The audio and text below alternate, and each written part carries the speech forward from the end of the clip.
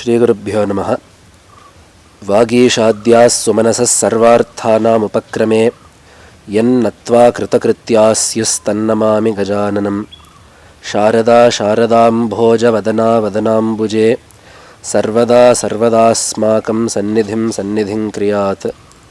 సదాశివసమారంభాం శంకరాచార్యమధ్యమాం అస్మదాచార్యపర్యంతాం వందే గురుపరంపరాం.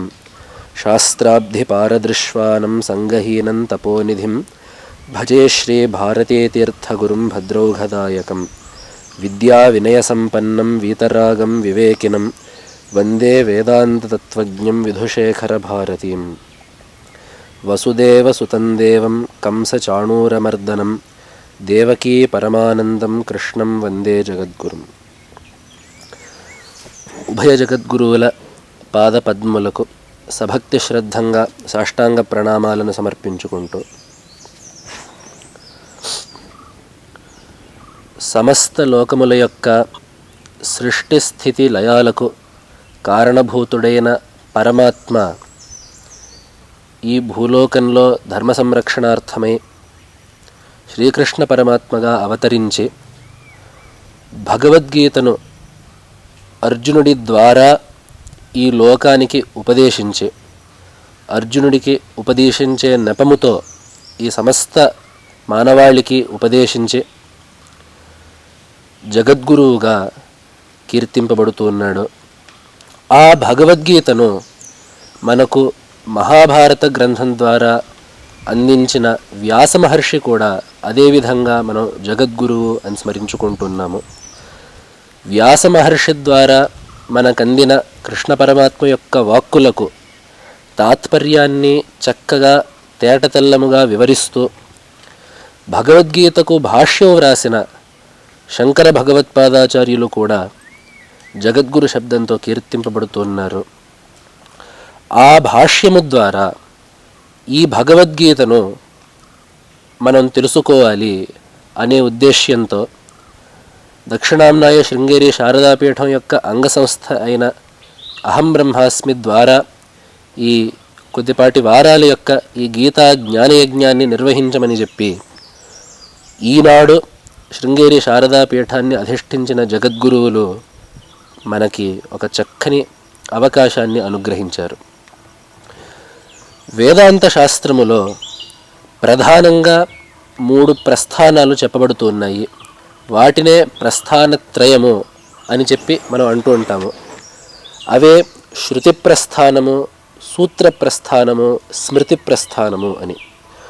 శృతి ప్రస్థానము అంటే ఉపనిషత్తులు.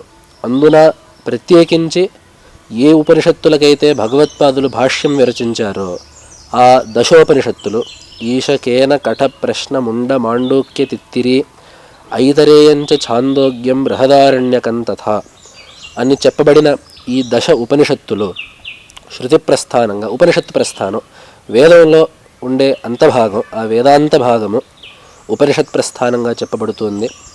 అదేవిధంగా ఈ ఉపనిషత్తుల యొక్క తాత్పర్యాన్ని వివరిస్తూ వేదవ్యాస మహర్షి, బాదరాయణ మహర్షి విరచించిన బ్రహ్మసూత్రములు సూత్ర ప్రస్థానముగా ఉన్నాయి.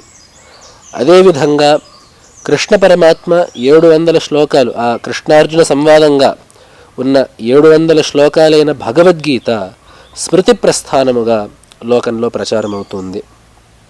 కాబట్టి మన వేదాంత సిద్ధాంతం యొక్క విషయాలన్నింటినీ కూడా మనం ఈ 3 గ్రంథాల నుంచి, ఈ 3 ప్రస్థానాల నుండి మనం గ్రహించవచ్చు. కాబట్టి ఈ 3టికి కూడా భగవత్పాదులు నిరవధ్యమైన భాష్యములను వ్రాసి అద్వైత సిద్ధాంతమును చక్కగా ఈ లోకానికి చూపించారు. అందున ఈ భగవద్గీత భాష్యము ఎంతో విశిష్టమైనది.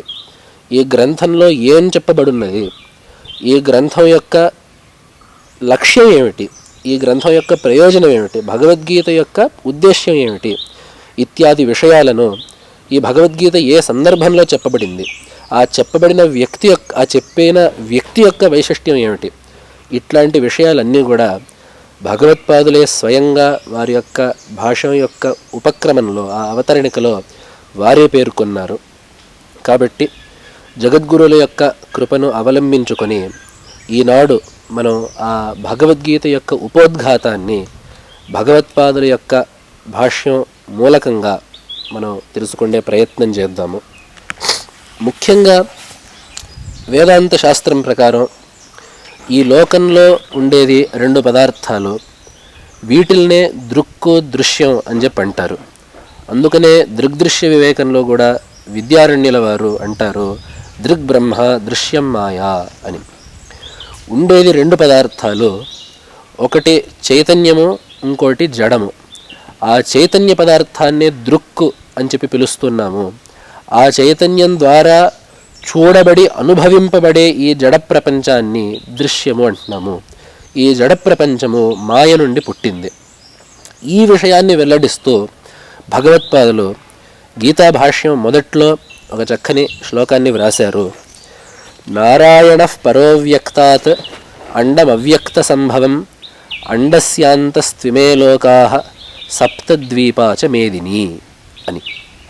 ఈ శ్లోకానికి అర్థం ఏమిటంటే, నారాయణ అవ్యక్తాత్ పరః. అవ్యక్త శబ్దానికి మాయ, అవిద్య అని చెప్పి అర్థం. దీన్నే మనం ప్రకృతి అని, ప్రధానమని అంటూ ఉంటాం.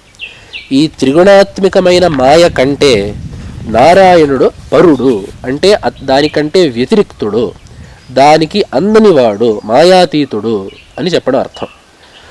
ఆ అండము, ఆ అవ్యక్తము నుండి ఈ సమస్త బ్రహ్మాండం పుట్టింది. అండం అవ్యక్త సంభవం. ఈ బ్రహ్మాండం లోపల ఉండేవి ఈ ఇమే లోకాహ, ఈ భూలోకం, భూవర్లోకం, సువర్లోకం, ఈ ఊర్ధ్వలోకాలు, అధోలోకాలు, ఈ లోకాలన్నీ కూడా ఈ బ్రహ్మాండానికి అంతర్గతంగా ఉన్నాయి. ఆ లోకాలలో అన్యతమైన భూలోకంలో సప్తద్వీపాలు కలవు, భూమి కలదు, సప్తద్వీపాచ మేదిని అని వెరసి చెప్పినది ఏమిటంటే, ఇంత విస్తృతమైన సృష్టి కూడా మాయ చేత ఏర్పడింది. ఆ మాయకు అతీతుడైన వాడు పరమాత్మ. కాబట్టి ఈ పరమాత్మ, మాయ, జగత్తు, మాయ నుండి పుట్టిన ఈ జగత్తు, ఈ మూడు విషయాలు భగవత్పాదులు తమ యొక్క ఈ మొదటి శ్లోకంలో మనకి పరిచయం చేసి, ఆ ఇంత విశాలమైన సృష్టికి కారణమైన మాయ కంటే కూడా అతీతుడైన పరమాత్మ రూపము ధరించి ఈ భగవద్గీతను చెప్పడానికి గల కారణాన్ని భగవత్పాదులు వెల్లడించడం మొదలుపెట్టారు.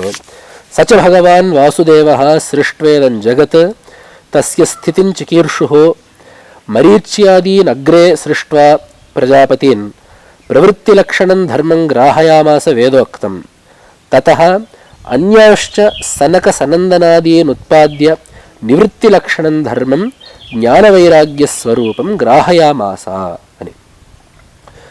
ఆ పరమాత్మ ఈ సకల ప్రపంచాన్ని సృష్టించి దాని యొక్క స్థితిం చికీర్షు, దీనికి ఒక స్థితిని ఏర్పరచదలుచుకున్నాడు. అంటే దీనికి ఒక వ్యవస్థని చేయించాలి. ఒక వ్యవస్థ ఏ విధంగా అయితే ఈ ప్రపంచం సురక్షితంగా ఉంటుందో, దేని ద్వారానైతే ఈ ప్రపంచానికి ఒక ప్రతిష్ట ఉంటుందో, అటువంటి ఒక వ్యవస్థని చేయతలంచి దానికి ఒక ధర్మాన్ని ఏర్పాటు చేయాలి అని చెప్పి నిర్ణయించాడు పరమాత్మ. అందుకని మనకి వేదం కూడా చెబుతుంది ధర్మో విశ్వస్య జగతః ప్రతిష్ఠ అని. ఈ లోకానికి ఆధారభూతమైనది ధర్మం. కాబట్టి ఆ ధర్మాన్ని కూడా పరమాత్మ రెండు విధాలుగా విభజించి ప్రవర్తింపచేశాడు. మొదటిది ఎటువంటిదంటే, ప్రవృత్తి లక్షణం ధర్మం వేదోక్తం ప్రజాపతీన్మరీచ్యాదీన్ గ్రాహయామాస సృష్ట్వా గ్రాహయామాస. మొదటిది ప్రవృత్తి లక్షణమైన ధర్మం, అంటే కర్మ ప్రవర్తన కలిగిన ధర్మం. వేదోక్తమైన కర్మ చేయడం, వేదోక్తమైన జీవితాన్ని గడపడం, వేదం చెప్పిన కర్మలన్నిటినీ విధి ప్రకారముగా అనుష్ఠించడం ఈ ప్రవృత్తి లక్షణమైన ధర్మం. కర్మ మార్గం అని చెప్పి మనం స్థూలంగా అనుకోవచ్చు. ఈ ధర్మాన్ని పరమాత్మ ఎవరి ద్వారా ప్రవర్తింపచేశాడు అని చెప్పంటే, మరీచ్యాదులైన ప్రజాపతుల చేత పరమాత్మ ఈ ధర్మాన్ని ప్రవర్తింపచేశాడు. అదేవిధంగా ఇంకో ధర్మాన్ని కూడా పరమాత్మ ప్రవర్తింపజేశాడు. తతః అన్యాన్ సనక సనందనాదీన్ ఉత్పాద్య నివృత్తి లక్షణం ధర్మం జ్ఞానవైరాగ్య స్వరూపం గ్రాహయామాస. రెండవది నివృత్తి లక్షణమైన ధర్మం, అంటే స్థూలంగా జ్ఞాన మార్గం అని చెప్పి అనుకోవచ్చు. ఈ కర్మ మార్గంలో ప్రవర్తించకుండా కర్మ యొక్క పరమార్థమైన చిత్తశుద్ధిని పొంది, ఆ చిత్తశుద్ధిని పొందినాక ఇక జ్ఞాన మార్గంలో కర్మ యొక్క అవసరం లేదు కాబట్టి కేవల జ్ఞాన మార్గంలో ప్రవర్తించే విధానము కూడా భగవంతుడు ఏర్పాటు చేశాడు. ఆ పరంపర మనకి సనక సనందనాదుల ద్వారా కనపడుతూ ఉంటుంది. మనకి తెలుసు ఈ సన చతుష్టయం, సనక, సనందన, సనత్కుమార, సనత్ సుజాతులు నలుగురు కూడా బ్రహ్మ మానసపుత్రులే జన్మించి నిత్యం 5 ఏళ్ల పిల్లవాళ్లగా ఉంటూ నిత్యం ఆ పరబ్రహ్మానుభవంలో ఉంటూ ఎటువంటి లౌకిక వ్యవహారాలు చేయకుండా కేవలం బ్రహ్మానుభవం, బ్రహ్మోపదేశం తప్ప ఇతర కార్యాలు చేయకుండా ఉంటారు. కాబట్టి అటువంటి వారు ఈ నివృత్తి లక్షణమైన ధర్మాన్ని ముందుకు తీసుకెళ్ళిన వాళ్ళు. కాబట్టి ఈ 2 విధాల ధర్మాలు కూడా, ఈ ప్రవృత్తి లక్షణమైన కర్మ మార్గము, నివృత్తి లక్షణమైన జ్ఞాన మార్గము, ఈ 2 కూడా వేదోక్తములైన ధర్మాలే. పూర్వకాండ అయిన కర్మభాగం, ఆ సంహితా బ్రాహ్మణం, ఆ పూర్వభాగం, వేదం యొక్క పూర్వభాగం అంతా ఈ ప్రవృత్తి లక్షణమైన ధర్మాన్ని చెబుతూ ఉంటే, వేదం యొక్క ఉత్తర భాగము, ఆ వేద అంతమైన ఉపనిషత్తు మనకి ఈ నివృత్తి లక్షణమైన ధర్మాన్ని, ఈ జ్ఞాన మార్గాన్ని మనకి ఉపదేశిస్తున్నది. కాబట్టి సద్వివిధో హి వేదోక్తో ధర్మ ప్రవృత్తి లక్షణో నివృత్తి లక్షణశ్చ. కాబట్టి ఆ వేదం చెప్పిన ధర్మము ఈ 2 రకాలుగా వ్యాపించి ఉన్నది. జగతః స్థితి కారణం ప్రాణినాం అభ్యుదయ నిశ్రేయస హేతు యః సధర్మ బ్రాహ్మణాద్యైర్వర్ణిభిః ఆశ్రమిభిః అనుష్ఠీయమానః అని. కాబట్టి ఈ ధర్మం యొక్క ప్రయోజనం ఏమిటి అని చెప్పంటే 2 చెప్పారు ఇక్కడ. జగతః స్థితి కారణం, ముందు ఈ లోకంలో ఒక వ్యవస్థ ఏర్పడుతుంది. అదేవిధంగా ప్రాణినాం అభ్యుదయ నిశ్రేయస హేతు, ప్రాణులకు ఈ ప్రవృత్తి నివృత్తి లక్షణాలైన ధర్మాల చేత అభ్యుదయము నిశ్రేయసము 2 కలుగుతాయి.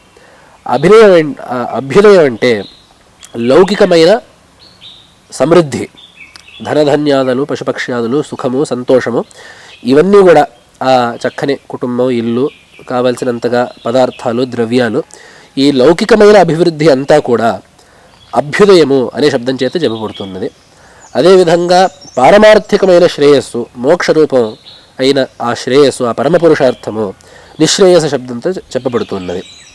కాబట్టి ఆ ప్రవృత్తి మార్గం చేత అభ్యుదయము, నివృత్తి మార్గం చేత నిశ్రేయసము లభిస్తున్నవి కావున ఈ ధర్మానికి ఆహత్య, ఈ కృత్స్నంగా ఈ ధర్మానికి 2 కారణాలు: జగత్తుకి స్థితిని కల్పించడము, మనుష్యులకు అభ్యుదయ నిశ్రేయసాలను కల్పించడం.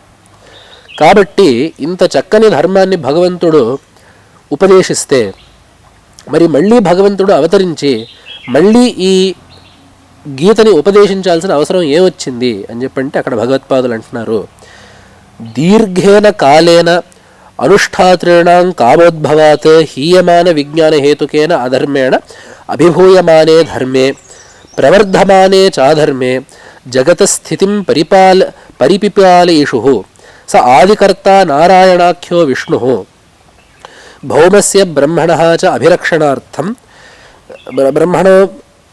భౌమస్య బ్రహ్మణః బ్రాహ్మణత్వస్య చ అభిరక్షణార్థం దేవక్యాం వాసుదేవాత్ అంశయన కిల సంబభూవ అని. ఇది ఈ ఇద్దరు కూడా మరీచ్యాదులైన ప్రజాపతులు, సనక సనందనాదులైన జ్ఞానులు ఇద్దరూ కూడా, ఈ 2 పరంపరలు కూడా ఈ ప్రవృత్తి లక్షణ నివృత్తి లక్షణ ఉభయ ధర్మాలను వాళ్ళు ప్రవర్తింపజేసినప్పటికీ కాలక్రమేణ ఏమైందంటే సకాలే నేహ మహత యోగో నష్ట పరంతప అని భగవంతుడు చెప్పినట్లుగా కాలక్రమేణ ఈ ధర్మానికి క్షయం ఏర్పడింది. ఈ భగవత్పాదుల యొక్క ఉపోద్ఘాతంలో మరొక విశేషం ఏమిటంటే, భగవత్పాదులు చెప్పే మాటలన్నిటికీ కూడా మనం గీతలోనే మూలాలు వెతకచ్చు. ఎలాగంటే ద్విధో హి వేదోక్తో ధర్మ అని చెప్పిన మాటకి లోకేస్మిన్ వివిధానిష్ఠా పురా ప్రోక్త మయానఘ జ్ఞానయోగేన సాంఖ్యానాం కర్మయోగేన యోగినాం అని భగవంతుడు చెప్పిన మాటే ఈ మాటకి మనకు మూలంగా కనపడుతూ ఉంటుంది. అక్కడ కూడా భగవత్పాదుల భాష్యంలో పురా ప్రోక్త మయా అనఘ అని చెప్పి భగవంతుడు అన్నాడు. అక్కడ ఈ జ్ఞాన మార్గాన్ని కర్మ మార్గాన్ని నేనే ఇదివరకు చెప్పున్నాను అని చెప్పి భగవంతుడు అన్నాడు. అయితే మనకు అంతకు పూర్వం భగవద్గీతలో అయితే భగవంతుడు ఆ 2 విషయాలు చెప్పినట్టు కనపడదు. కాబట్టి చక్కగా అక్కడ భగవత్పాదులు ఏం రాశారంటే పురా ప్రోక్తాహ మయా అని చెప్పంటే నేను వేదము ద్వారా వాటిని చెప్పాను, పరమాత్మ అయిన నేను వేదము ద్వారా ఈ రెండు మార్గాలను చెప్పాను అని అక్కడ భగవత్పాదులు భాష్యం ద్వారా మనకు అర్థాన్ని వివరించారు. కాబట్టి ద్విలోహి వేదోక్తో ధర్మ అనే ఈ విషయాన్ని మనకి భగవద్గీతలో ఉన్న విషయాన్ని భగవత్పాదులు ఇక్కడ చూపించారు. అదేవిధంగా అక్కడ భగవంతుడు చెప్పినట్లుగా సకాలేనేహ మహత యోగో నష్ట పరంతప అని చెప్పినట్లుగా ఈ ధర్మానికి కాలక్రమంలో గ్లాని ఏర్పడింది అని ఏ మాట అయితే భగవంతుడు చెప్పాడో దాన్నే మరొక్క మారు ఇక్కడ భగవత్పాదులు చెప్తున్నారు. ఈ ధర్మానికి, ఈ రెండు ధర్మాలకి, ప్రవృత్తి లక్షణము నివృత్తి లక్షణమైన ఈ రెండు ధర్మాలకి కూడా గ్లాని ఎందుకు ఏర్పడింది అని చెప్పంటే అనుష్ఠాతృణాం కామోద్భవాత్. ఈ ధర్మ విరుద్ధమైన కామము ఈ ధర్మ అనుష్ఠాతల యందు పుట్టడము వల్ల వాళ్ళు ధర్మ మార్గాన్ని పక్కకు పెట్టేసి అధర్మ మార్గాన్ని త్రొక్కారు. కాబట్టి అప్పుడు హీయమాన విజ్ఞాన హేతుకేన అధర్మేణ, ఆ కామం పుట్టడం వల్ల వాళ్ళకి స్వబుద్ధి హీయమానమై, అంటే వాళ్ళకి స్వబుద్ధి నష్టమై అధర్మంలో ప్రవర్తించారు. అంటే ఇక్కడ భగవద్పాదులు వేసిన చక్కని పదము హీయమాన విజ్ఞాన హేతుకేన అధర్మేణ. అధర్మానికి హేతు ఏమిటని చెప్పంటే హీయమానమైన విజ్ఞానము. వాళ్ళ యొక్క విజ్ఞానం ఏదైతే ఉందో, శాస్త్రం ద్వారా వాళ్ళు ఏ జ్ఞానాన్ని అయితే గ్రహించారో అది ఈ కామోద్భవం చేత నశించింది. దాన్నే చెప్పారు స్మృతిభ్రంశాత్ బుద్ధినాశ అని చెప్పి. ఈ కామం వల్ల పుట్టే విషయాల్లో మనకి నశించేది స్మృతి, బుద్ధి. మనం ఏదైతే చదువుకున్నామో, ఏదైతే గురుముఖాత్తు మనం తెలుసుకున్నామో ఆ ధర్మాన్ని మనం కామం వల్ల మనం మర్చిపోతాము. కాబట్టి ఆ విధంగా అది ధర్మ విరుద్ధమైన కామం చేత మనం దాన్ని వదిలేస్తాము. కాబట్టి అధర్మేణ అభిభూయమానే ధర్మే, అటువంటి అధర్మము చేత ధర్మానికి గ్లాని ఏర్పడినప్పుడు, ప్రవర్ధమానే చ అధర్మే, అధర్మము మితి మీరుతున్నప్పుడు, జగతః స్థితిం పరిపిపాల ఇషు, ఈ లోకం యొక్క స్థితిని రక్షిద్దామనుకున్నాడు పరమాత్మ. ఎందుకంటే మనం అనుకున్నట్లుగా ఈ లోకం యొక్క స్థితికి ధర్మం కారణం.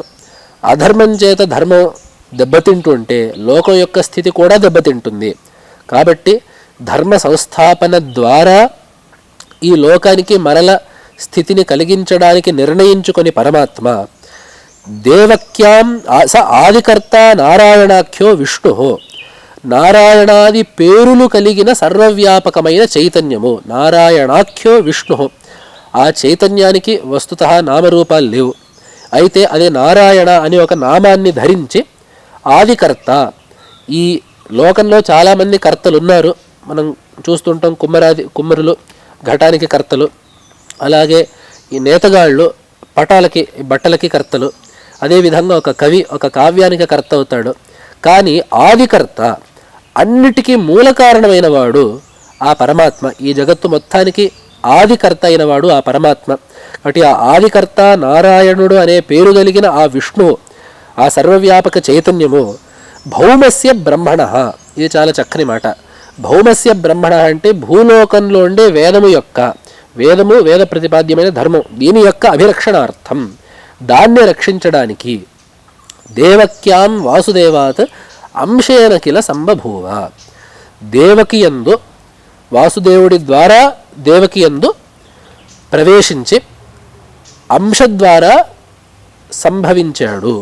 ఈ అంశేన సంబభూవకి కొంతమంది వ్యాఖ్యాకర్తలు ఏం రాశారంటే అంశేన అంటే స్వమాయయా సంబభూవ అని చెప్పి. ఆ మాయ ద్వారా ఎలా పుట్టాడు భగవంతుడు, ఎలా పుట్టాడో భగవత్పాదులే ఎదట వివరిస్తారు. కానీ ఆ నిర్గుణమైన పరమాత్మ గుణ సంపర్కం పెట్టుకున్నట్లుగా కనపడి మాయ ద్వారా ఈ ముల్లోకాలను విరచించి దాని తరువాత ఈ రెండు ధర్మాల్ని ప్రవర్తింపజేసి ధర్మగ్లాని కలిగినప్పుడు ఈ ధర్మ రక్షణ చేయడానికి రూపుధరించి కృష్ణ పరమాత్మగా అవతరించాడు. దాన్నే మనకి భగవద్గీతలో చెప్పాడు పరమాత్మ, ధర్మ సంస్థాపనార్థాయ సంభవామి యుగే యుగే అని. సచ భగవాన్ జ్ఞానైశ్వర్య శక్తి బల వీర్య తేజోభి సదా సంపన్న.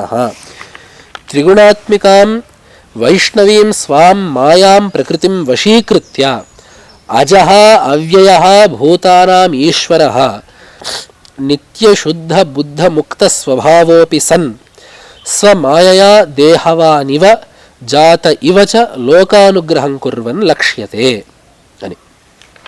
భగవంతుడు జన్మించడం అంటే ఏమిటి, భగవంతుడు అవతరించడం అంటే ఏమిటి అనే విషయాన్ని చక్కగా ఒక్క పంక్తిలో భగవత్పాదులు ఎంతో సులువుగా నిర్వచించారు.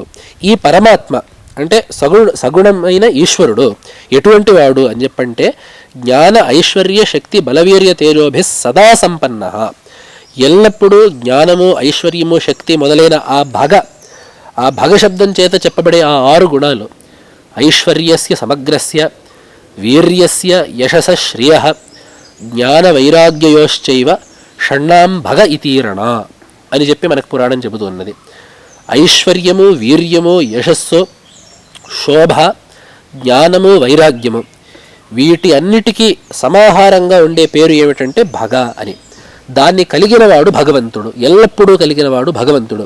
కాబట్టి అటువంటి భగవంతుడు త్రిగుణాత్మకమైన మాయని తన యొక్క స్వాధీనంలో పెట్టుకొని అజుడు అవ్యయుడు భూతములకు ఈశ్వరుడు అయినప్పటికీ, ఇది నేరుగా గీతలో ఉండే శ్లోకమే, అజోపి సన్నవ్యయాత్మ భూతానాం ఈశ్వరోపి సన్ ప్రకృతిం స్వామధిష్ఠాయ సంభవామ్యాత్మమాయయా అని చెప్పి భగవంతుడు గీతలో చెప్పాడు. ఆ విషయాన్నే భగవత్పాదులు వాక్యంలో వ్రాశారు. స మాయాం ప్రకృతిం వశీకృత్య అజః అవ్యయః భూతానాం ఈశ్వరః నిత్యశుద్ధ బుద్ధ ముక్త స్వభావోపి సన్ అని. నిజానికి పరమాత్మ అజుడు, జన్మ అంటూ లేదు. అవ్యయుడు, ఎటువంటి మార్పులు కూడా ఆ పరమాత్మ స్వభావం యందు ఉండవు. భూతానాం ఈశ్వరః, సకల భూతములకు శాసకుడైన నియంత అయిన పరమాత్మ. అతడు ఎట్లాంటి వాడు అంటే నిత్య శుద్ధ బుద్ధ ముక్త స్వభావుడు. అతనికి అజ్ఞానాది దోషాలు, రాగద్వేషాది దోషాలు లేవు. నిత్య శుద్ధుడు, నిత్య బుద్ధుడు, ఎల్లప్పుడూ జ్ఞానం కలిగిన వాడు, ఎప్పుడూ దేహాత్మ భావన ఉండేవాడు కాదు. జీవులకు పరమాత్మకు తేడా ఏమిటంటే జీవులకు శరీర ఇంద్రియ సంఘాతం యందు అభిమానం ఉంటుంది, పరమాత్మకి కూడా శరీరం ఉన్నప్పటికీ. ఎందుకంటే జీవుల యొక్క స్థూల శరీర సమష్టియే ఆ పరమాత్మ యొక్క స్థూల శరీరం, జీవుల యొక్క సూక్ష్మ శరీర సమష్టియే పరమాత్మ యొక్క సూక్ష్మ శరీరం. ఈ విధంగా జీవుల యొక్క కారణ శరీర సమష్టియే పరమాత్మ యొక్క కారణ శరీరం. కాబట్టి జీవులకు ఈ 3 శరీరాలు ఉన్నాయి, పరమాత్మకి కూడా ఈ 3 శరీరాలు ఉన్నాయి. తేడా ఏమిటంటే జీవులకు అజ్ఞానము వల్ల ఈ 3 శరీరాల యందు అభిమానం ఉంటుంది, ఈ శరీరము నేను అనే భావన ఉంటుంది. పరమాత్మకి అజ్ఞానం లేదు కాబట్టి ఎల్లప్పుడూ జ్ఞానం కలిగిన వాడే ఉంటాడు. కాబట్టి పరమాత్మకి ఆ శరీరాల యందు అభిమానం ఉండదు. కాబట్టి అతను నిత్య బుద్ధుడు, అలాగే నిత్య ముక్తుడు. బంధం అంటూ లేదు పరమాత్మకి, సంసారంలో ఇరుక్కున్నవాడు కాదు. కాబట్టి అట్లాంటి స్వభావం కలిగిన వాడైనప్పటికీ, అంటే ఆ ముక్త స్వభావుడు చెప్పడం ఎందుకంటే ముక్తుడు కానివాడికి శరీరాన్ని ధరించాల్సిన అవసరం ఉండదు. ఎవరికైతే కర్మ ఉంటుందో, ఎవరికైతే అజ్ఞానవశాత్తు, ఎవరైతే అజ్ఞానము వల్ల కర్మని ఆచరించి ఆ కర్మ ఫలాన్ని అనుభవించవలసి ఉంటారో వాళ్ళు ఆ కర్మ ఫలానుభవం కోసం కర్మార్జితమైన శరీరాన్ని ధరిస్తారు. అయితే పరమాత్మకి ఆ పరిస్థితి లేదు. కాబట్టి ఆ నిత్య ముక్త స్వభావుడైనప్పటికీ పుట్టాడు అనే విషయాన్ని భగవత్పాదులు ఉపపాదిస్తున్నారు. స్వమాయయ, మాయ ద్వారా దేహవాన్ ఇవ, శరీరాన్ని గ్రహించినట్టుగా, జాత ఇవ, జన్మించినట్లుగా, లోకానుగ్రహం కుర్వన్ లక్ష్యతే, లోకాలను అనుగ్రహిస్తూ కనపడుతూ ఉంటాడు అని. అంటే ఈ మాటకు అర్థం ఏమిటంటే ఎవరైతే పరమాత్మ యొక్క యథార్థ స్వరూపాన్ని తెలుసుకోరో వాళ్ళు పరమాత్మ శరీరాన్ని ధరించాడు, పరమాత్మ పుట్టాడు అని చెప్పి వాళ్ళు అనుకుంటారు. అంటే ఇది పరమాత్మ యొక్క శరీరము, పరమాత్మ ఈ విధంగా పుట్టాడు అని చెప్పి అజ్ఞానులు అనుకుంటారు. దాన్నే భగవంతుడు గీతలో చెప్పాడు, అవజానంతి మాం మూఢాః మానుషీం తనుమాశ్రితం పరంభావమజానంతో మమ భూతమహేశ్వరం అని చెప్పి. ఎవరైతే అజ్ఞానులై ఉంటారో వాళ్ళు నేను పుట్టడము వల్ల నా జన్మ వేరే మనుష్యుల జన్మకు సమానమైనది, వేరే వాళ్ళు ఎలా పుట్టారో నేను అలానే పుట్టాను అని చెప్పి కొంతమంది అజ్ఞానులు భ్రమపడుతూ ఉంటారు. నా యొక్క యథార్థమైన ఈశ్వర భావం వాళ్లకు తెలియదు, నేను వీటన్నిటికీ అతీతుడిని, నాకు కర్మకు సంబంధం లేదు అనే విషయం వాళ్ళకు తెలియదు. మరి ఆ విషయం ఎవరికి తెలుస్తుంది అని చెప్పంటే, జన్మ కర్మచమే దివ్యం ఏవం యోవేత్తి తత్వతః అని చెప్పాడు భగవంతుడు. నా జన్మ కర్మ దివ్యం అని చెప్పి ఎవరైతే తెలుసుకుంటారో వాడికి చక్కని జ్ఞానం ఉన్నట్టు లెక్క అని చెప్పి భగవంతుడు చెప్పాడు. కాబట్టి అదేవిధంగా ఇక్కడ కూడా తన యొక్క మాయ చేత దేహ సంపర్కం ఉన్నట్లుగా పుట్టినట్లుగా కనపడుతున్నప్పటికీ పరమాత్మ యొక్క యథార్థ స్వరూపము ఆ నిత్యశుద్ధ బుద్ధ ముక్త స్వభావమే. అంటే భగవంతుడు శరీరాన్ని ధరించింది కర్మ సంబంధం ఉండడం వల్ల కాదు, కానీ తన యొక్క ఇచ్ఛావశాత్తు. అందుకనే భగవత్పాదులే అంటారు భాష్యంలో, స్యాత్ పరమేశ్వరస్యాపి మాయామయం రూపం సాధుకానుగ్రహార్థం అని చెప్పి. కాబట్టి స్వప్రయోజన భావేపి భగవంతుడికి పొందవలసినది ఏమీ లేదు. కానీ ఎందుకు రూపాన్ని ధరించాడు అని చెప్పంటే, భూతాని జిగృక్షయ అని, జగత్తుని అనుగ్రహించాలి, ఈ జగత్తులో ఉండే ప్రాణుల్ని అనుగ్రహించాలి అనే బుద్ధితో భగవంతుడు ప్రవర్తించాడు తప్ప భగవంతుడికి ఏ విధమైన ప్రయోజనం దీనివల్ల లేదు. అదే సప్రయోజనాభావేపి భూతాను జగృక్షయ అని. అదే భగవంతుడు మళ్ళీ గీతలోనే ఇది కూడా భగవంతుడు గీతలో చెప్పిన మాటే. నమే పార్థాస్తి కర్తవ్యం త్రిషు లోకేషు కించన నానవాప్తమవాప్తవ్యం వర్త ఏవచ కర్మణి అని. అర్జున, నేను పొందవలసింది కానీ లేదా పొందలేనిది కానీ ఈ లోకంలో ఏదీ లేదు, నాకు ఎటువంటి ప్రయోజనము లేదు. ప్రయోజనం అంటే పొందవలసినది నాకు ఏమీ లేదు. అయినప్పటికీ ఎందుకు ప్రవర్తిస్తున్నాను అని చెప్పంటే, లోక సంగ్రహమేవార్థం సంపశ్యన్ కర్తుమర్హసి యది హ్యం నవర్తేయం జాతు కర్మణ్యతంద్రితః మమ వర్త్మానువర్తంతే మనుష్యాః పార్థ సర్వశః. నేను చేసినదే మిగతా ప్రపంచం అనుసరిస్తుంది కాబట్టి, నేను చేసిన దాన్నే మిగతా జనులు అనుసరిస్తారు కాబట్టి, నేను ధర్మ మార్గాన్ని అనుష్ఠించకపోతే వారు ధర్మ మార్గాన్ని అనుష్ఠించరు కాబట్టి వాళ్ళ యందు అనుగ్రహ బుద్ధితో నేను కూడా కర్మయందు ప్రవర్తిస్తున్నట్లుగా కనబడుతూ ఉంటాను అని భగవంతుడు అన్నాడు. అదే మాటని ఇక్కడ భగవత్పాదులు చెప్పారు. సప్రయోజన భావేపి భూతాను జిఘృక్షయ. భూతముల యందు దయతో భగవంతుడు ఏం చేశాడంటే, వైదికం ధర్మద్వయం, ఈ రెండు ధర్మాలని ప్రవృత్తి నివృత్తి రెండు ధర్మాలను కూడా శోకమోహోదధో నిమగ్నాయ అర్జునాయ, శోకమోహ సాగరంలో మునిగిపోయిన అర్జునుడికి ఉపదేశించాడు. అర్జునుడికే ఎందుకు ఉపదేశించాడు అని చెప్పంటే, అర్జునుడు ఎంతో ఉత్తముడు, ఎంతో యోగ్యత కలిగినవాడు. గుణాధికైర్గృహీత అనుష్ఠీయమానశ్చ ధర్మ ప్రజయం గమిష్యతీతి. ఆ మహాత్ములకి చెప్పిన ధర్మము, మహాత్ముల చేత గ్రహింపబడిన ధర్మము లోకంలో చక్కని ప్రచారాన్ని చెందుతుంది. ఒక గొప్ప విద్యార్థికి చెప్తే ఆ విద్య ఎంతో విస్తరిస్తుంది. అందుకనే భగవత్పాదులు ప్రశ్నోత్తరత్మాలికలో చెప్తారు, ఏది అక్షయమైన వటవృక్షం లోకంలో అని చెప్పంటే కా కల్పలత లోకే అని చెప్పంటే సత్శిష్యాయార్పిత విద్య.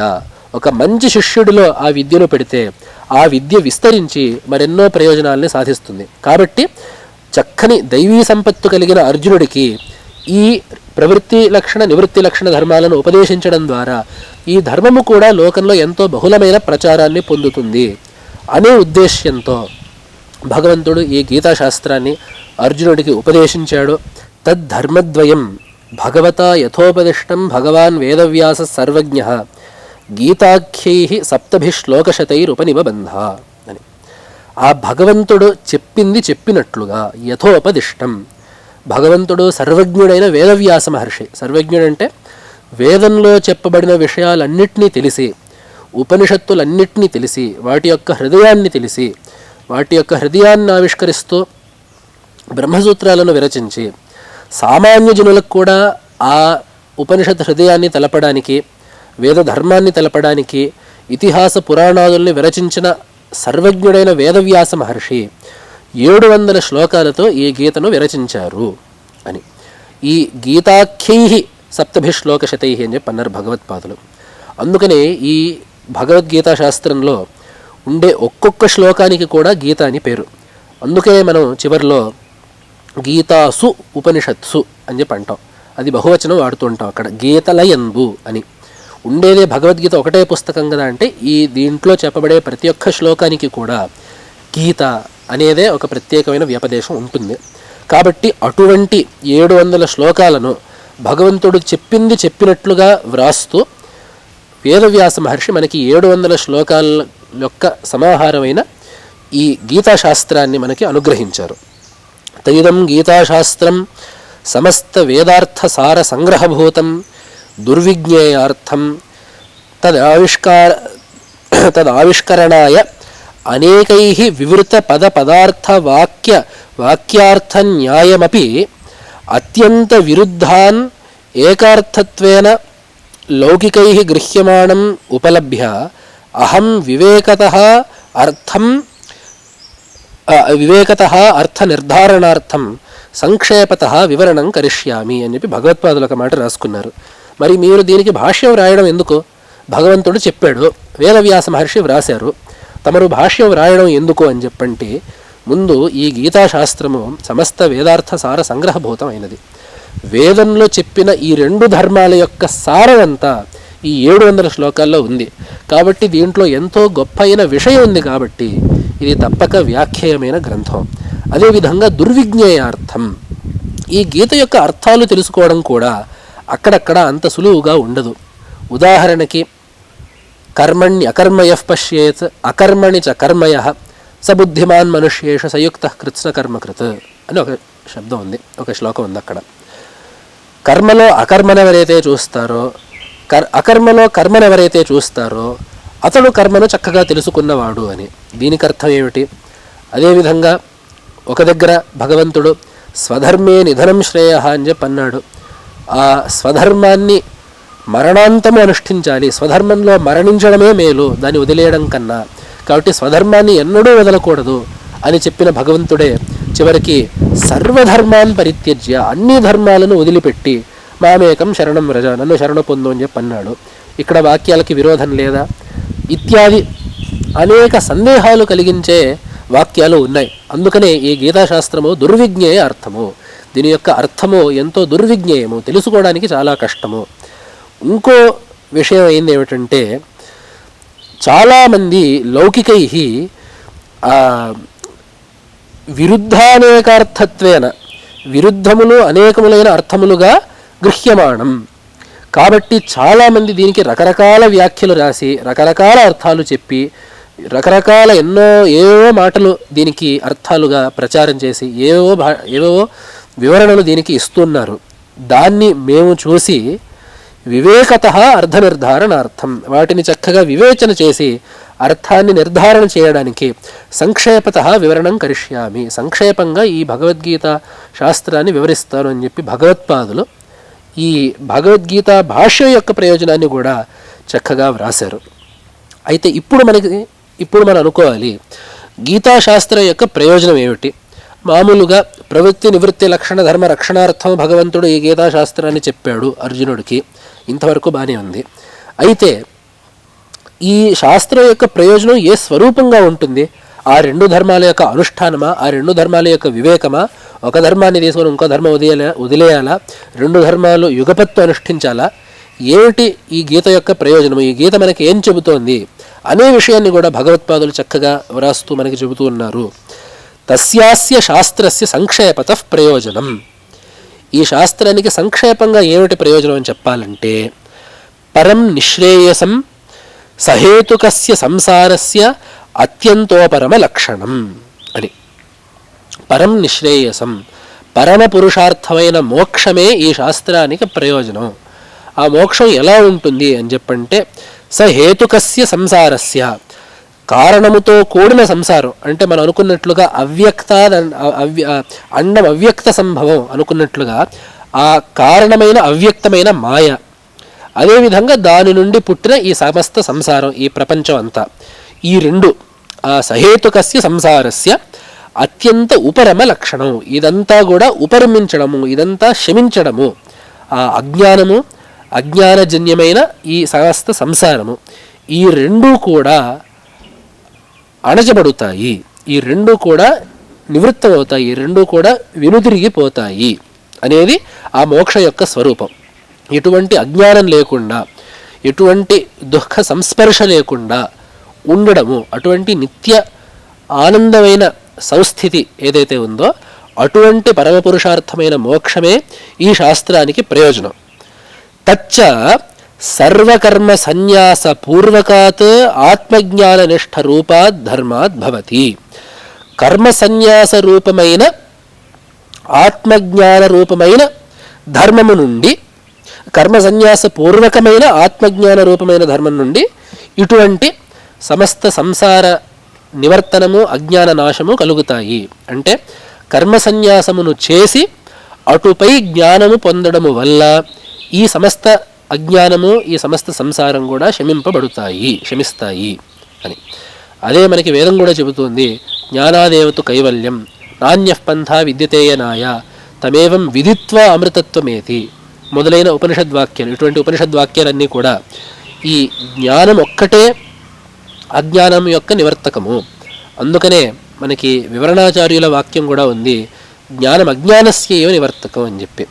జ్ఞానము అజ్ఞానానికి మాత్రమే నివర్తకము, కానీ అజ్ఞానాన్ని చేసి తీరుతుంది అనే విషయాన్ని వివరణాచార్యులు కూడా చెబుతున్నారు. అదే కూడా మనకి వేదంలో కూడా ఉపనిషత్తుల్లో కూడా మనకి ఆ జ్ఞానము తప్ప మోక్షాన్ని పొందడానికి మరొక దారి లేదు. కాబట్టి ఈ జ్ఞానము కూడా కర్మ సన్యాస పూర్వకమై ఉండాలి.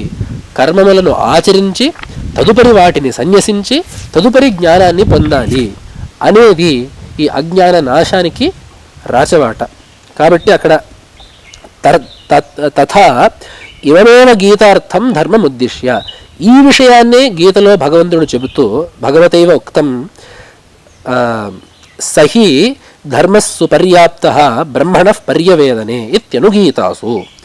ఈ భారత యుద్ధం అయిపోయాక మళ్ళీ అర్జునుడి యొక్క ప్రార్థన మేరకు భగవంతుడు మరొక్క మారు అర్జునుడికి సంక్షేపంగా గీతార్థాన్ని చెబుతాడు. అక్కడ భగవంతుడు చెప్పే మాట ఏమిటంటే సహి ధర్మ సుపర్యాప్త.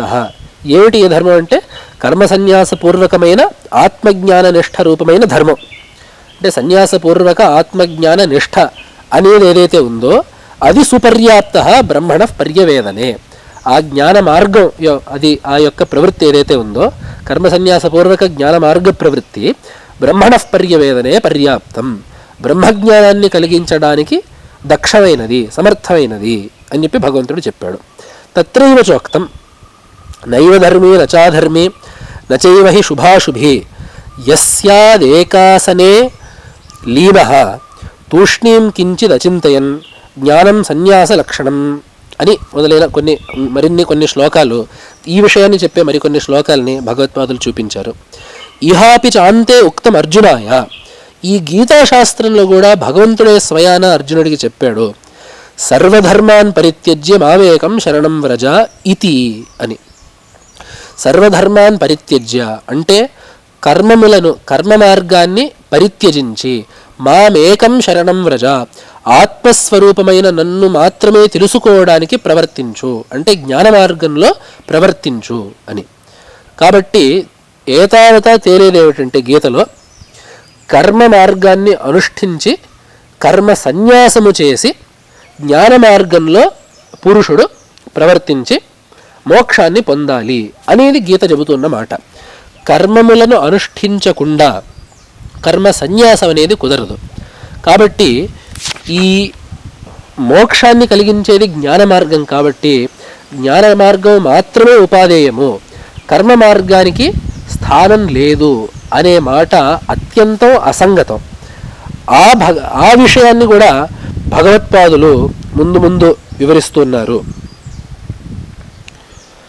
అభ్యుదయార్థోపి ప్రవృత్తి లక్షణో ధర్మ వర్ణాశ్రమాశ్చోద్దిశ్య విహిత స దేవాదిస్థాన ప్రాప్తి హేతురపి సన్ ఈశ్వరార్పణ బుద్ధ్యా అనుష్ఠీయమానః సత్వశుద్ధయే భవతి ఫలాభిసంధి వర్జితః శుద్ధసత్వస్య చ జ్ఞాననిష్ఠా యోగ్యతా ప్రాప్తి ద్వారేణ జ్ఞానోత్పత్తి హేతుత్వేన చ నిశ్రేయస హేతుత్వమపి ప్రతిపద్యతే అని. మరి కర్మ మార్గానికి ప్రయోజనమే లేదా?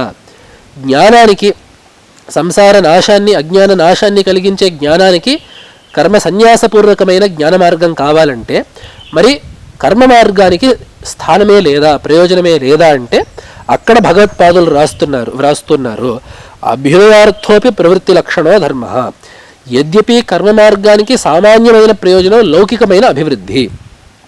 ఈ విషయం అయినప్పటికీ కూడా ఈశ్వరార్పణ బుద్ధ్యా అనుష్ఠీయమానః, ఫలాభిసంధి లేకుండా, ఆ ఫలం యందు కాంక్ష లేకుండగా కర్మఫలాన్ని ఈశ్వరుడికి అర్పిస్తూ చేసే ఏ కర్మ అయితే ఉంటుందో ఆ కర్మ సత్వశుద్ధయే భవతి అని. ఆ కర్మ మనకి చిత్తశుద్ధిని కలిగిస్తుంది. చిత్తశుద్ధి అంటే మన మనసులో ఎన్నో దోషాలుంటాయి. ఆ దోషాలన్నింటినీ ఒక దగ్గరకు కూడబెట్టి దానికి 2 పేర్లు పెట్టాలంటే అవే రాగద్వేషాలు. వీటినే కషాయాలు అని చెప్పి కూడా అంటారు. చిత్తంలో ఉండే దోషాలు ఈ రాగద్వేషాలు. చిత్తశుద్ధి రావడం అంటే ఈ రాగద్వేషాలని సమూలంగా సంహరించడం. ఈ రాగద్వేషాల యొక్క సంహారాన్ని కలిగిస్తుంది నిష్కామమైన కర్మ. ఆ చిత్తశుద్ధిని ఆ నిష్కామమైన కర్మ కలిగిస్తుంది. కాబట్టి జ్ఞాననిష్ట యోగ్యత ప్రాప్తి ద్వారేణ శుద్ధసత్వస్య చ జ్ఞాననిష్ట యోగ్యత ప్రాప్తి ద్వారేణ. కాబట్టి అట్లా శుద్ధమైన మనస్సుకే జ్ఞాన మార్గంలో నిష్ఠను పొందే యోగ్యత ఉంటుంది. అటువంటి శుద్ధమైన మనస్సుకే ఆ జ్ఞాన మార్గంలో పరిపూర్ణంగా కూర్చుండే అర్హత వస్తుంది. అటువంటి శుద్ధి లేని మనస్సుకి జ్ఞాన మార్గం అలవడదు. అటువంటి వాడికి, అటువంటి చిత్తశుద్ధి లేని సాధకుడికి జ్ఞాన మార్గంలో స్థిరంగా ఉండడం అనేది అత్యంతం అసంభవమైనది. కాబట్టి అటువంటి జ్ఞాన మార్గానికి ఏ చిత్తశుద్ధి అయితే కావాలో ఆ చిత్తశుద్ధిని కలిగించడము ద్వారా ఈ ప్రవృత్తి లక్షణమైన ధర్మానికి కూడా పరంపరయా మోక్షమే ప్రయోజనము. అదే రాస్తున్నారు. జ్ఞానోత్పత్తి హేతుత్వేన చ నిశ్రేయస హేతుత్వమపి ప్రతిపద్యతే అని. కాబట్టి మోక్షానికి కావాల్సిన జ్ఞాన మార్గమునకు కావలసిన చిత్తశుద్ధిని కలిగింపచేయడము ద్వారా ఈ కర్మ మార్గము పరంపరయా మోక్షానికి కూడా హేతు అవుతుంది. కాబట్టి ఒక్క మాటలో ఈ వ్యవస్థను చెప్పాలంటే చిత్తశుద్ధి వచ్చే వరకు కర్మలను అవశ్యము ఆచరించి, చిత్తశుద్ధి వచ్చిన పిమ్మట కర్మములను సన్యసించి జ్ఞాన మార్గములో రూఢిని పొంది, ఆత్మజ్ఞానము పొంది, బ్రహ్మాత్మైక్య జ్ఞానమును పొంది మోక్షాన్ని పొందాలి అనేది భగవద్గీత మనకు చెబుతున్న విషయం. ఈ భగవద్గీతను చెప్పవలసిన అవసరం కూడా అందుకనే వచ్చింది. అర్జునుడు శోకమోహాల ద్వారా తన యొక్క స్వధర్మాన్ని చేయడం నుండి వెనుకంజ వేశాడు. తన యొక్క స్వధర్మాన్ని చేయవలసింది ఉంటుండగా, స్వధర్మం తనకి ఎదురుగా కనపడుతున్నప్పటికీ కూడా అర్జునుడు దానికి విముఖంగా వెనుకంజ వేశాడు. ఎందుకు అని చెప్పంటే అక్కడ కారణాలు చెప్పాడు. నాకు ఈ రాజ్య భోగాలు వద్దు, రాజ్య భోగాల కోసం నేను నా స్వధర్మం చేయాలని నువ్వు అంటే నాకు ఆ రాజ్య భోగాలు వద్దు. అలాగే ఏదో ఈ యుద్ధం చేయడం వల్ల ఏదో స్వర్గం వస్తుంది, ఈ స్వధర్మం చేయడం వల్ల స్వర్గం వస్తుందంటే నాకు ఆ స్వర్గం కూడా వద్దు. నా స్వజనుల్ని చంపుకొని నాకు ఈ రాజ్యము వద్దు, అలాగే ఇంత జనక్షయం వల్ల వచ్చే స్వర్గము నాకొద్దు. కాబట్టి నా స్వధర్మాన్ని నేను చేయను. ఈ స్వధర్మానికి ప్రయోజనం ఏమిటి అయితే ఈ లౌకికంగా కనబడే ప్రయోజనం రాజ్యం, పరలోకంలో కనబడే ప్రయోజనం ఆ స్వర్గభోగాలు. ఈ రెండూ నాకొద్దు. కాబట్టి నేను నా ధర్మాన్ని చేయాల్సిన అవసరం లేదు అని చెప్పి అన్నాడు అర్జునుడు. అప్పుడు భగవంతుడు చెప్పాడు, నీకు ఈ స్వధర్మానికి నీకు ఈ పరిమితమైన ప్రయోజనం మాత్రమే నీకు కనపడుతుంది అర్జున. కానీ నీ స్వధర్మం యొక్క ప్రయోజనము ఇంత మాత్రాంటికే పరిమితం కాదు. దీన్ని మించిన ఒక మహాప్రయోజనం ఉంది. ఒక ఎంతో అభ్యర్హితమైన ప్రయోజనం ఒకటి ఉంది. అది లౌకికమైన భోగాలు కాదు, పరలోకంలో స్వర్గభోగాలు కాదు. కానీ నువ్వు నీ స్వధర్మాన్ని నిష్కామంగా అనుష్ఠించడం వల్లనే నీకు చిత్తశుద్ధి వస్తుంది. చిత్తశుద్ధి రావడం వల్లనే నీకు జ్ఞాన మార్గంలో అడుగుపెట్టే అవకాశం వస్తుంది. దానివల్లనే నీకు పరమపురుషార్థమైన మోక్షం పొందడానికి నీకు అవకాశం ఉంటుంది. కాబట్టి ఇప్పుడు నువ్వు చేయాల్సిన స్వధర్మాచరణకి ఫలితము రాజ్యము కాదు, స్వర్గము కాదు, చిత్తశుద్ధి ద్వారా జ్ఞాన మార్గము ద్వారా మోక్షము ఈ నీ యొక్క స్వధర్మాచరణకి ప్రయోజనము అనే విషయాన్ని భగవంతుడు అర్జునుడికి స్పష్టపరిచాడు. ఈ విషయమే మనకి గీతలో ఎన్నో దగ్గరలో కనబడుతుంది. దీన్ని భగవత్పాదులు రాస్తున్నారు. తథాచ వక్ష్యతి బ్రహ్మణ్యాధాయ కర్మాణి సంగం త్యక్త్వా కరోతి యః. ఆ కర్మలయందు బ్రహ్మణ్యాధాయ పరమాత్మకు వదిలేసి యోగినః కర్మ కుర్వంతి సంగం త్యక్త్వా ఆత్మశుద్ధయే. యోగులు అంటే జ్ఞాన మార్గంలో ప్రవర్తిద్దాం అనుకునే వాళ్ళు కర్మ కుర్వంతి, వాళ్ళు ముందు కర్మని అనుష్ఠిస్తారు. ఎందుకు? సంగం త్యక్త్వా నిష్కామముగా ఆత్మశుద్ధయే. ఇక్కడ ఆత్మశబ్దానికి మనస్సు అని చెప్పి అర్థం. చిత్తశుద్ధి కోసం సంగం లేకుండా యోగులు అంటే జ్ఞాన మార్గంలో ప్రవర్తిద్దాం అనుకుంటూ ఉండేవాళ్ళు, ప్రస్తుతం కర్మ మార్గంలో ఉండేవాళ్ళు కర్మ కుర్వంతి, కర్మని ఆచరిస్తున్నారు అని. కాబట్టి ఈ ప్రవృత్తి లక్షణ నివృత్తి లక్షణ ఉభయ ధర్మాలకి ఇంత ప్రయోజనం ఉంది. నివృత్తి లక్షణమైన జ్ఞాన మార్గానికి సాక్షాత్తు మోక్ష ప్రయోజకత్వం ఉంది. ప్రవృత్తి లక్షణమైన కర్మ మార్గానికి కూడా చిత్తశుద్ధి ద్వారా మోక్ష ప్రయోజకత్వం ఉంది. కాబట్టి ఈ రెండు కూడా భగవంతుడు గీతలో చెప్పడం వల్ల ఈ గీతాశాస్త్రం ఎంతో ముఖ్యమైనది. కాబట్టి నేను ఈ గీతాశాస్త్రాన్ని నేను వివరిస్తూ ఉన్నాను అని చెప్పి అక్కడి నుంచి ఇంకా భగవత్పాదులు మరికొన్ని విషయాలు వ్రాసుకుంటూ పోయారు. కానీ మనం స్థూలంగా చూసుకుంటే ఇది భగవద్గీత యొక్క ప్రయోజనం. మన యొక్క కర్మములను మనం ఎంత చక్కగా ఆచరించాలో మనకి చెబుతున్నది. అదేవిధంగా ఈ కర్మములకు పరమావధి అయిన చిత్తశుద్ధి ఎలా ఉంటుందో అది మనకి చెబుతున్నది. అదేవిధంగా ఆ జ్ఞాన మార్గం ఎలా ఉంటుందో అది చెబుతున్నది. ఆ పరమపురుషార్థమైన మోక్షం ఎలా ఉంటుందో కూడా ఈ భగవద్గీత మనకి చెబుతున్నది. 18 అధ్యాయములతో కూడుకున్న ఈ భగవద్గీతను సాధారణంగా షట్కత్రయంగా విభజించే పద్ధతి పరంపరలో మనకి వస్తున్నది. అదే మనకి మొదటి 6 అధ్యాయాలు ఒక షట్కం, మధ్యలో అంటే 7 నుంచి 12 అధ్యాయం వరకు ఒక షట్కం, 13 నుంచి 18 అధ్యాయం వరకు ఒక షట్కము అనేది మనకి ఒక విభాగం కనపడుతున్నది. చాలామంది ఈ షట్కాలకు రకరకాల విభాగాలు కారణాలు చెబుతూ ఉంటారు. శాంకర భాష్యానుసారంగా చెప్పే విభాగం ఏమిటంటే మొదటి 6 అధ్యాయాల్లో తత్ పదార్థం నిరూపించబడింది, మధ్యలో ఉండే 6 అధ్యాయాల్లో త్వం పదార్థం నిరూపించబడింది, చివరి 6 అధ్యాయాల్లో అసి అనే క్రియాపదం ద్వారా మహావాక్యంలో ఏ అభేదం అయితే జీవబ్రహ్మ అభేదం ఏదైతే ఉందో అది తెలపబడుతున్నది అనే విషయాన్ని సాధారణంగా సాంప్రదాయకులు గ్రహించేది. అందుకనే మనకి ఆ మొదటి 6 అధ్యాయాల్లో మనకి ఆ తత్ పదవాచ్యమైన ఆ బ్రహ్మ మనకి బ్రహ్మతత్వం ఆత్మతత్వం మనకు కనపడుతూ ఉంటుంది. అక్కడ అచ్ఛేద్యోయమదాహ్యోయం అక్లేద్యో శోష్యేయవచ నిత్య సర్వగత స్థాణు రచలోయం సనాతన అని దేహే నిత్యమవధ్యోయం దేహే సర్వస్య భారత అని ఈ విధంగా ఆ ఆత్మతత్వం మనకు కనపడుతూ ఉంటుంది. అదేవిధంగా ఆ మధ్యలో 6 అధ్యాయాల్లో కూడా మనకి ఆ జ్ఞాని ఎలా ఉంటాడు, భక్తుడు ఎలా ఉంటాడు, ఇటువంటి విషయాలు మనకు కనపడుతూ ఉంటాయి. ఆ జీవుడు ఎటువంటి వాడు ఇవన్నీ కనపడుతూ ఉంటాయి. ఆ చివరి 6 అధ్యాయాల్లో ఆ అభేదం కూడా అక్కడక్కడ భగవంతుడు మనకి వాచ్యంగా కూడా ఉపదేశించాడు. ముఖ్యంగా ఒక చక్కని వాక్యం మనకి 13వ అధ్యాయంలో క్షేత్రజ్ఞ విభాగ యోగంలో మనకు కనపడుతూ ఉంటుంది. క్షేత్రజ్ఞంచాపి మాం విద్ధి సర్వక్షేత్రేషు భారత అని చెప్పి కృష్ణుడు ఒక మాట అన్నాడు. ఓ అర్జున, సర్వక్షేత్రములలో ఉన్న క్షేత్రజ్ఞుడిగా నన్ను తెలుసుకొనుము అని. క్షేత్రము అంటే శరీరం. ఇదం శరీరం కౌంతేయ క్షేత్రమిత్యభిధీయతే అని భగవంతుడే నిర్వచించి ఉన్నాడు. కాబట్టి శరీరం అంటే క్షేత్రం అంటే శరీరం. ఆ శరీరములో నుండి ఆ శరీరాన్ని తెలుసుకొని ఈ శరీరం ద్వారా ప్రపంచాన్ని తెలుసుకొని ఈ శరీరము ద్వారా ప్రపంచంతో వ్యవహారం సాగించేవాడు క్షేత్రజ్ఞుడు, జీవుడు. కాబట్టి ఇదం శరీరం కౌంతేయ క్షేత్రమిత్యభిధీయతే ఏతద్యో వేత్తి తం ప్రాహు క్షేత్రజ్ఞ ఇది తద్విదః. కాబట్టి ఈ శరీరము క్షేత్రము.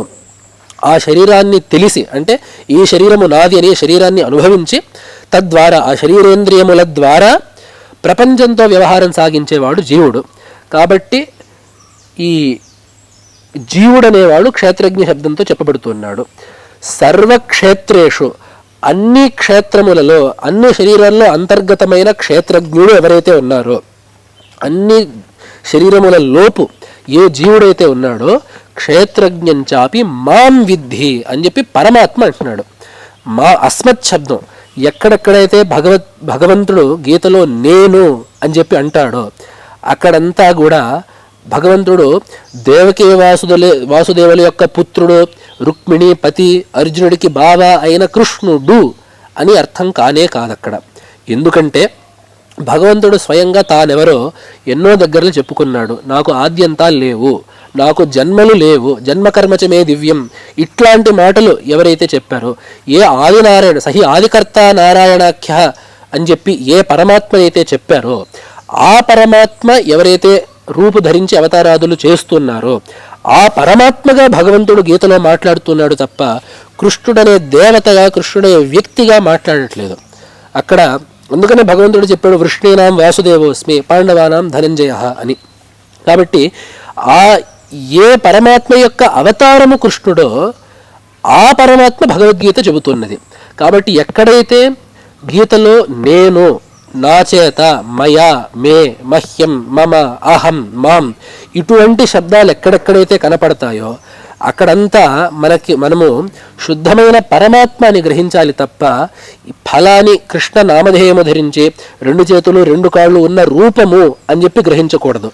కాబట్టి భగవంతుడు కూడా ఇక్కడ క్షేత్రజ్ఞంచాపి మాం విద్ధి అని చెప్పి అన్నప్పుడు ఏ జీవుడైతే ఈ శరీరములో ఉన్నాడో ఆ శరీరములో ఉండే జీవుడు పరమాత్మ అయిన నేను ఒకటే. ఆ జీవుడే నేను అంటే జీవస్వరూపానికి పరమాత్మ స్వరూపానికి పారమార్థికమైన భేదం లేదు, వ్యావహారిక భేదం మాత్రమే ఉన్నది. ఎంతవరకు అయితే ఆ క్షేత్రజ్ఞుడు క్షేత్రమునకు పరిమితమైన ఉపాధిని ధరించి ఉంటాడో అంతవరకు జీవుడుగా వ్యవహరించబడుతూ ఉంటాడు. ఆ ఉపాధిని త్యజించినట్లయితే ఆ శుద్ధ చైతన్యము ఈ పరమాత్మ యొక్క శుద్ధ చైతన్యం ఒకటే అని చక్కగా స్పష్టంగా క్షేత్రజ్ఞంచాపి మాం విద్ధి, క్షేత్రజ్ఞుడైన జీవుడిగా నన్ను తెలుసుకునుము అని భగవంతుడు ఆ జీవ బ్రహ్మైక్యాన్ని ఎంతో స్పష్టంగా ఆ 3వ షట్కంలో చెప్పి ఉన్నాడు.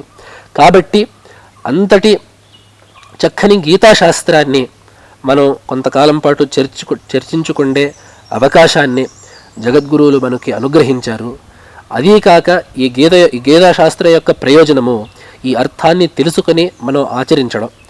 చక్కని ఇంకో ప్రయోజనం ఏమిటంటే ఈ ప్రవృత్తి నివృత్తి ఉభయ ధర్మాలు ఉండడం వల్ల ప్రవృత్తి ధర్మం వల్ల మనము అనుకున్నట్లుగా ఆ పరమపురుషార్థమైన మోక్షం దక్కుతుంది. అయితే ఈ గీతలో కర్మ ఎలా చేయాలి, ఎలా చేస్తే కర్మని చక్కగా చేయగలుగుతాము, సంగం లేకుండా, అభిమానం లేకుండా, రాగద్వేషాది దోషాలు మనస్సుకు అంటనీయకుండా మనం కర్మ ఎలా చేస్తే ఆ కర్మ చక్కగా సాగుతుంది అని చెప్పి మనకి లోకంలో కూడా పనికొచ్చే, లౌకికంగా కూడా ఎంతో ఉపకరించే చాలా విషయాలు ఈ భగవద్గీతలో ఉన్నాయి. కాబట్టి ఇహంలోనూ పరంలోనూ పరమార్థంలోనూ కూడా ఒక పరిపూర్ణమైన సిద్ధిని కలిగించడానికి కావలసిన సామగ్రి అంతా ఈ భగవద్గీతలో ఉంది. కాబట్టి ఈ భగవద్గీతను జగద్గురువుల అనుగ్రహంతో మనం రానున్న కొద్ది వారాల పాటు మనం చర్చించుకుంటున్నాము. ఇటువంటి కార్యక్రమంలో మనకి ఆ జగద్గురు అయిన కృష్ణ పరమాత్మ యొక్క అనుగ్రహం, జగద్గురు అయిన వ్యాస మహర్షి యొక్క అనుగ్రహం, అలాగే జగద్గురువు అయిన శంకర భగవత్పాదుల యొక్క అనుగ్రహం, ఆ భగవత్పాదుల యొక్క స్వరూపభూతులైన నేటి జగద్గురువుల యొక్క అనుగ్రహం కూడా మనకి ఎల్లప్పుడూ ఉండాలని చెప్పి ప్రార్థిస్తూ మరొక మారు మన యొక్క ఈ జగద్గురు పరంపరకు నమస్కరిస్తూ స్వస్తి తీసుకుంటున్నాను. ఇత్యేషా వాంగ్మయీ పూజా శ్రీమచ్చంకరపాదయోరర్పితా తేన దేవేశ ప్రీయతాం మే సదాశివః. తవ తత్వన్న జానామి కీదృశోసి మహేశ్వర, యాదృశోసి మహాదేవ తాదృశాయ నమో నమః.